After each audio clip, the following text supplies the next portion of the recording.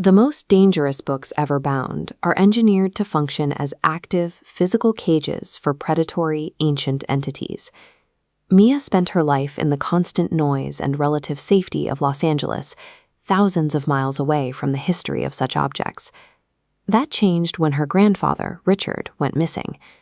To settle his estate, she had to travel to a remote corner of New Zealand to clear out his property. The cabin was located in a zone of total geographic silence, hemmed in by miles of dense pine forest on one side and a deep, remote lake on the other. Mia spent the day alone, methodically packing up the vacant house. By the time she reached the garage, the sun was setting and the rest of the property was empty.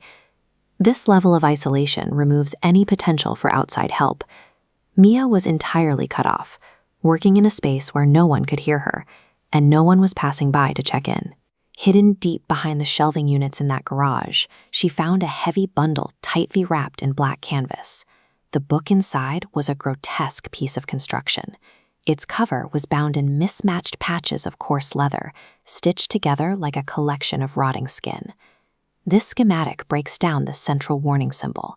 Isolating the geometry within the twisted tree roots reveals a hidden, grotesque face. Inside, the layout follows a blueprint. Crimson text bordered by aggressive illustrations of inverted trees and shadowy, long-toothed figures. The arrangement is highly intentional.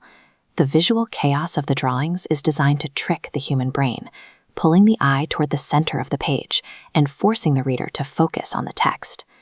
This object is a carefully engineered device. It uses specific visual triggers to weaponize human curiosity and deliver a targeted payload.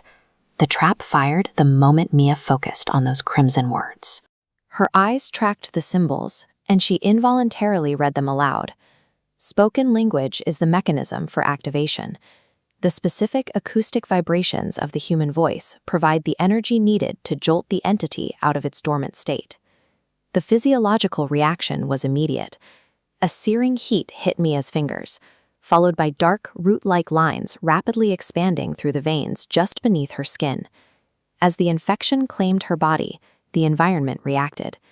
Outside, the sky abruptly blackened, signaling the entity's arrival in the physical world. Local wildlife immediately fractured. A massive, chaotic swarm of crows descended, circling the farmhouse in a frantic vortex. The curse operates on two fronts simultaneously.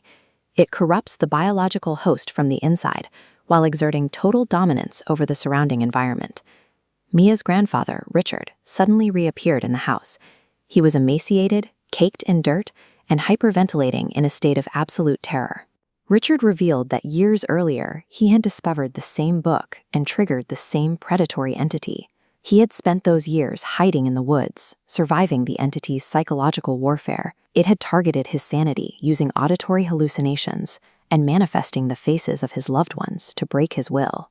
Now that the curse was active again, the book operated autonomously. Without any wind, the pages flipped violently, projecting the book's symbols directly onto the cabin's wooden walls. The entity finally claimed Richard's body. The veins in his neck turned pitch black, and his eyes rolled back until they were solid white. This entity demands total neural hijacking. It overrides the host's central nervous system, transforming the victim into a biological weapon used to hunt their own bloodline. Fully possessed, Richard attacked Mia with a heavy metal candle stand, initiating a desperate struggle for survival.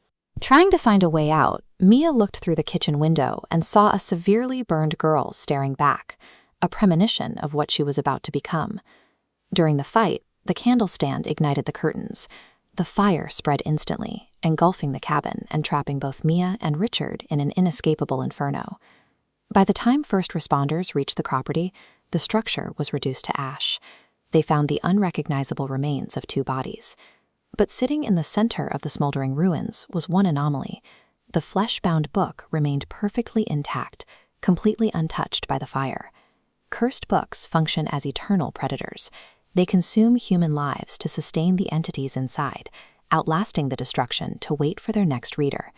This cycle of an ancient, indestructible text tearing through a family continues in the new film Evil Dead Rise, releasing in theaters on July 10th.